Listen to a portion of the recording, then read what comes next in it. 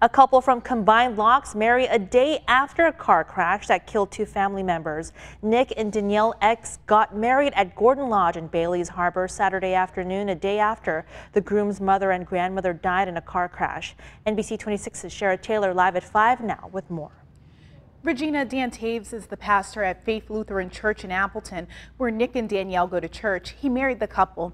He says he acknowledged the grief people felt with a moment of silence during the ceremony to remember Nick's mother and grandmother. But then he said now life goes on and it's time to celebrate life over death. Pastor Taves says they were at the wedding rehearsal Friday night when they learned Nick's mother and grandmother were killed in the car crash, and his father and sister were in intensive care at a hospital in Green Bay. He says they had to make the decision Friday night whether to have the wedding. I'm just so proud of them because they decided that they were going to make a statement. You know, they were going to say that death doesn't get to win. You know, they wanted to stand up and say that love wins and life wins, and that carries on through death.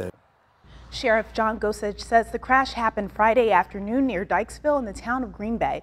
Authorities say Nick's family was traveling northbound on State Highway 57 when 38-year-old Todd Bear of Green Bay was driving the wrong way. Bear was transported to the Aurora Hospital and pronounced dead.